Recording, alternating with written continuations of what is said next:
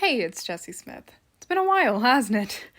Believe me, we've missed being in your feeds every 2 weeks so much, but we are sadly still on hiatus.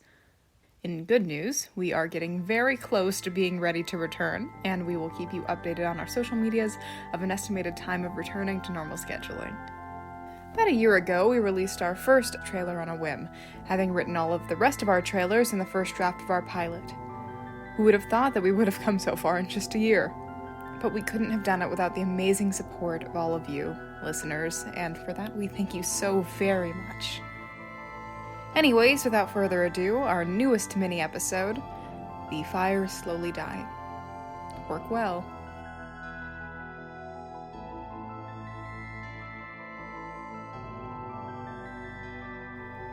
Futuristic Trail Mix Productions presents Microcosmos, a science fiction podcast. Mr. LeCount, I have your coffee. Mr. LeCount, hello? Hello? I've collected a series of voicemail messages addressed to a select number of company employees, Mr. LeCount, just as instructed. Would you like for me to play them? Yes, dear. Message 1, addressed to Dr. Emily Macy, December 11th, 2093, 3:41 p.m. Good evening, Emily. This is Octavia. So I appreciate your fast response to my previous email regarding my son's upcoming project. I would appreciate it even more if you could return my calls. This is, after all, a rather time-sensitive matter. I hope you recognize that. Regardless, I would appreciate an ETA and a description of his accessibility to communication. I would like to speak to my son. Thank you very much. Message 2, addressed to Dr. Emily Macy, December 14th, 2093, 6:53 p.m. Hey there, Dr. Macy. It's Jeanette. Is Marcia still at the office? She's normally home by now, and she's not answering the phone. It's not like her to... Oh, hey there, doll. Hiya, honey. Sorry I'm running late. I have to stop by and put flowers. Marsh, they're beautiful. I was just... One moment. I'm sorry. Problem solved. Sorry about that. Thanks, anywho. Chag Sameach. Are you worried about me? Message 3, addressed to receptionist Marcia Francis, December 15th, 2093, 10:27 a.m.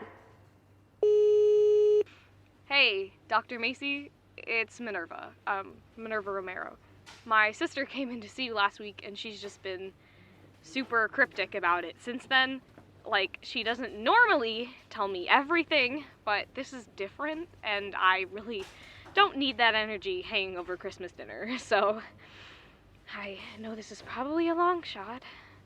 I was curious to know if I might be able to get some information on the project she's been training for. I totally understand the confidentiality part and all. I'm not asking for much. I just want something. Please, you've got my phone number. Please call me back when you can. Merry Christmas. Minnie, I'm about to... Message 4, addressed to Dr. Felix Kubilian, December 17th, 2093, 12:48 p.m. Good evening, Felix. I'm reaching out to you on behalf of my son, your supervisor. It would be quite appreciated if you could visit his office within the next 24 hours and receive your instructions. Your lack of response to his, and now my, calls is quite unprofessional. Message 5, addressed to receptionist Georgina Hollinghead, December 17th, 2093, 2:54 p.m. Gnädige Frau, good afternoon. You see, that's very incredibly interesting, your last message. Very interesting indeed. Because the funny thing is, I did not intentionally miss any calls. Speaking with your son is a joy. And I would never miss talking to him for the world. Such a good supervisor. Oh, boy! Yes, indeed. I have just been, a bit caught up with some work in the lab. But yes, I am on the way to his office right now, as a matter of fact. I will see him then. Thank you so much, and have a lovely day. Happy holidays. Message 6. Addressed to Receptionist Marcia Francis. December 21, 2093. 3:02 p.m. Hey, it's Minerva Romero again. Was hoping you could work on getting back to me with that information, please. I know you're not supposed to, believe me, I know. I've looked into the legality, but I just want to be aware of what is happening. She won't tell me anything. I won't tell anyone if you tell me, okay? I swear on my life. I swear on her life. I just want to know what my sister is doing, since it's clearly so important. Please, Dr. Macy. Message 7. Addressed to Receptionist Marcia Francis. December 22nd, 2093. 9:34 a.m. Sorry, if this is the incorrect use of this phone number, I don't want to schedule an appointment or anything. I just wanted to see what the status of Alex De La Cruz's training was. Is there a chance she could come home for the holidays? Her son and I have missed seeing her, and God knows she could use a break. Just consider it. Please? Thanks. Have a happy new year. Message 8. Addressed to Dr. Emily Macy. December 23rd, 2093. 10:43 a.m. Hey there, Dolly. I know it's your day off, but I am just hoping everything nice and good out there that you're gonna listen to your voicemail for once. I've had a couple family members of the Theatus 22 crew contact me, and well, I think you should reach out to them when you get the chance. I just know that if this was about Jeanette or one of my sisters or someone else in my family or what have you, I don't know. I don't know. I can just sense the fragility that they're left with right now. This is a big project, and they can tell. They don't even know anything about it, and they can tell. They deserve to be treated with some humanity. It's a lot to ask, I know, but one was a girl. 16 to 17, maybe 18 at most. Yeah, they had a little boy. I can't, in good conscience, let them sit without some answers. You already know how much that MJ kid pulls at my heartstrings, and they're grown. Oh, just consider it, Em. These are real people, real families, and they're counting on you, hon. I don't have the stand-in to do anything, but you do. I just emailed you their phone numbers and names. Reach out if you can. I'm gonna look into that Dawkins case some more tonight, I think. Have a good evening. Kisses.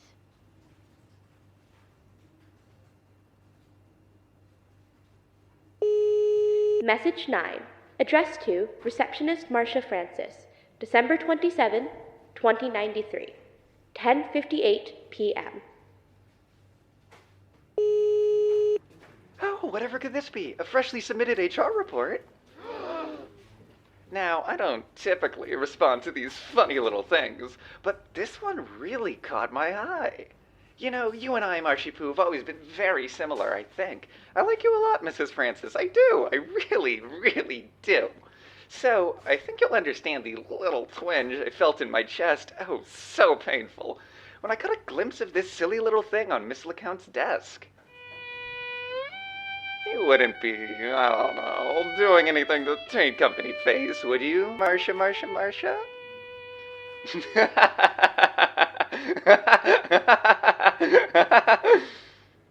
No, of course not. Of course not. You'd never do anything like that. You're a loyal, dedicated employee. Right? Right, well, call me when you can. I'd like to discuss this sometime, just as I've got that heavy focus and company portrayal, you see. I need to make sure our associates are sticking to the fine print and not harming our branding in any way. I'm sure you understand. Alrighty then, toodles. Message 10. Addressed to Dr. Emily Macy. January 1st, 2094. 3:01 a.m. Good morning, Emily. Just popping in with the season's greetings. There's something magical about the new year, isn't there? You'd think, with all of our calendar troubles across establishments, that it would have lost some of its charm. But, as we do with all things, we've kept it in shape. The snowfall is rather picturesque outside of this window. Any revelry has faded out by this hour. Only those of enough mind and ambition to appreciate the wee hours of a blank slate, of change, of a birth, if you like, find themselves awake. You are awake, aren't you? Happy New Year, Emily. Here's to the big year ahead. End of selected voicemail messages. I would drink to that. May I ask why you gave me these instructions, Mr. Lecount? There's not reason why. There's but to do Of course, and sir. die.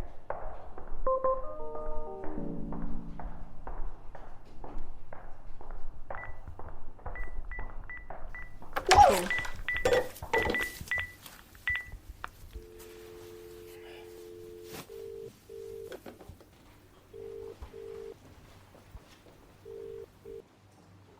Find anything?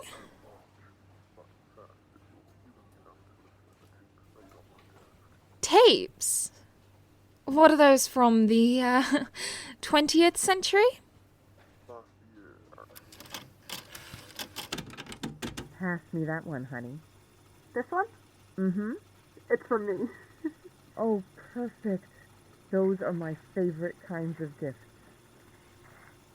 Oh, Miles, you shouldn't have. The hell is that? Sean. Go on, Miles. You can explain it to him if you'd like. It's fine, Mom. It's not his gift. It looks like a piece of trash to me. I think it's perfect. Yellow accents, the... Oh, amazing! Miles, your little inventions just keep getting better and better. Don't encourage this, Nora. Thanks, Mom. Stop it, Sean. Yeah, you know, I wasn't really a fan of my gift giving anyway. Plus, I haven't really got a reason to celebrate anymore, you know? I understand. I was the same way when I was your age. Then I told you that story with... Barf, yes, I remember. Right. Right. But after we... Spare me those details, please, You are a pain. After we split, effectively, I went back to... this, I suppose. That's surprising, honestly. Is it? Sort of. Not sure why, but... I see. Hot chocolate is good, though, yes? Oh, hell yes. Oh, by the way, thanks for letting me know ahead of time about the training last week. Alex would have had my ass if I didn't look over those schedules. Pardon me for my lack of enthusiasm, but I am still confused as to why I am wasting my time with, tapes. My God. How does it look? It looks great. Very red. Jolly. You could say that. He's fast asleep in his room, you know. I'm not sure this is entirely necessary. Sure it's necessary. Think about the cookies, the milk, the candy canes, the stockings hung with care. A job for St. Nick, methinks. Okay. Come on, it's fun. It's Christmas. If you really think about it, you can thank that Dr. Macy from your work for this. She's the one who gave you the opportunity to be a part of this in the first place. Sir, can we not bring up work right now? Right. Well, What are you waiting for? Get the camera. God.